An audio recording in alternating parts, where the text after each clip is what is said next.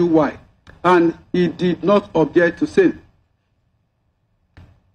The container itself contains several household items which appear to be covered for the transmitter concealed in it. The prosecution has led evidence to show that the transmitter was smuggled into the country without same being declared to custom. That the cover of the household item was used to disguise its true content. The surrounding facts also show that the purpose for which the defendant intended to use the transmitter was to broadcast program on radio diaphragm, and this makes it conceal the transmitter. This is also not. There is also no evidence that Radio Biafra is registered with the Nigeria Broadcasting Commission, as stated by PW4. Thus, it is safe to conclude that the concealment of transmitter is in furtherance of the illegal operation of Radio Biafra by the defendant. The defendant, as a consequence of resting his case on the prosecution, did not call any witness to report the evidence of the prosecution, neither did he lead any evidence to counter the evidence of the prosecution. There is no evidence before this court stating the transmitter was lawfully imported into Nigeria. The defendant had the duty to present evidence and failed to rebut the allegation made against him, but he failed and deliberately refused to do so. The court is therefore bound to believe the evidence of the prosecution. Consequently, the court hereby convicts the defendant of count 7 of the charge. I must say here that defendants have always claimed to be a freedom fighter, seeking justice for his people. Indeed, this is known in law as the right to self-determination.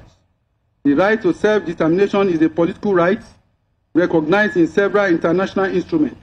Article 1 of the International Convention on Civil and Political Rights, 1966, provides, and I quote, "All people have the right of self-determination. By virtue of that right, they freely determine their political status and freely pursue their economic, social, and cultural development." Unquote. The right to self-determination also entails the right of a group of people to form their political entity or their own government. Article 20 of the African Charter on Women and People's Rights also provides, and I quote, "All people shall have the right to existence. They shall have the unquestionable and inalienable right to self-determination. They shall freely determine their political status and shall pursue their economic and social development according to the policy they have freely chosen." 2. Colonized or oppressed people shall have the right to free themselves from the bond of domination by resorting to any means recognized by the international community. 3. All people shall have the right to the assistance of the state parties to the present charter in their liberation struggle against foreign domination, be it political, economic, or cultural. Unquote. Nigeria has domesticated the African Charter, which is known as the African Charter on Women and People's Rights, Ratification and Enforcement Rights, which means the provisions of the Charter are enforceable in Nigeria, provided they do not conflict with the clear provision of the Constitution of the Federal Republic of Nigeria 1999 as amended. Section 2(1) of the Constitution of the Federal Republic of Nigeria 1999 as amended makes it clear that Nigeria is an indivisible state, which means there is no room for division. The said section provides, and I quote, "Nigeria is one indivisible, indissoluble sovereign state to be known by the name Federal Republic of Nigeria." Unquote. This means that anyone agitating for a breakup of the Federation of Nigeria is going against the Constitution. However, any person agitating for self-determination can do so through the National Assembly seeking for amendments of the Constitution regarding the indivisibility of Nigeria and to reflect the recognition of the agitating state. It is after this that the procedure can be said to be completed, but not excluding referendum. Any self-determination not done in accordance with the Constitution and laws of the country will be illegal. The defendant is not only agitating for secession of the state of the Southeast, South, and some Middle Belt states. He is doing so using terrorism as a weapon. Terrorism has become a monster in the world today, and several groups have continued to use this weapon to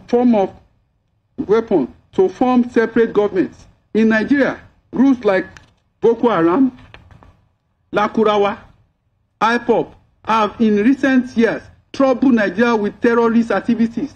This terror group, by their activities, has denied innocent people the enjoyment of their fundamental rights. The action of the defendant and his terrorist organization have led to the bloodshed of innocent citizens, as well as security personnel who were going about their legitimate duty. His incitement through the broadcast on Radio Biafra as well as the social media platform of the group has led to the destruction of lives and property, as well as affect the daily life of his people of Southeast. The defendant did not only threaten the government of Nigeria, but his own people. This is seen in a broadcast while addressing the death of one of the commanders of IPOB, named Ikozo.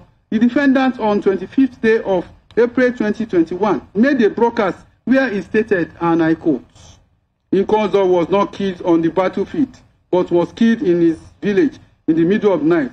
Not on the battlefield, because of the battlefield, no army or police can defeat him.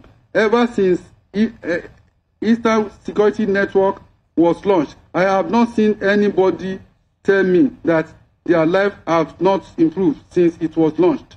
Around 21 minutes marked, the defendant stated, vengeance is a monster of appetite, forever blood-tasty, never filled. Ikozo is in heaven. He is going to be revenged, and by God, he will be revenged. All those who had hand in Ikozo death are all dead. People walking, all of them. He also stated that Ikozo will be mourned in a special way, just like how the Oba of Benin is buried, with human heads. That the said Ikozo is more than an Oba.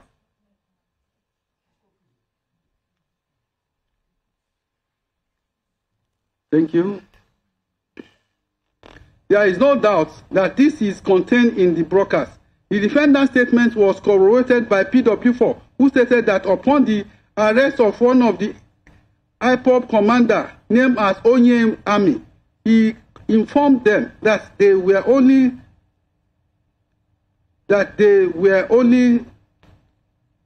to get 30 heads of human out of 2,000 heads of, as ordered by the defendant. This court is aware that the said Onye Army was not caught as a witness in this case, and this may affect the probative value of his evidence. However, this evidence is being used as corroboration to the statement made by the defendant himself, admitted by the statement of, and is admitted as a defendant for that purpose. Corroboration refers to supporting or additional piece of evidence that supports another evidence. See Ogunbayo and the state citation supplied, where the Supreme Court held, and I quote, corroboration having been held not to be a technical terms of all, means no more than evidence tending to confirm, support, and strengthen other evidence sought to be corroborated. This evidence is to corroborate the evidence, the statement of the defendants.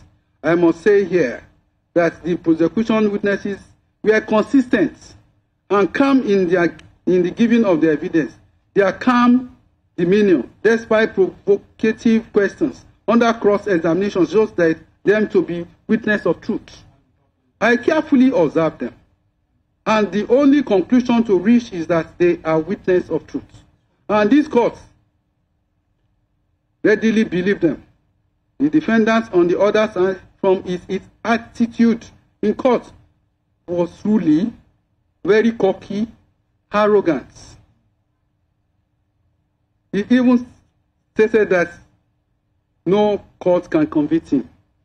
This is a direct affront on the power of the court, which this court will not take for granted, but will do justice. It is interesting to note that the defendants who claim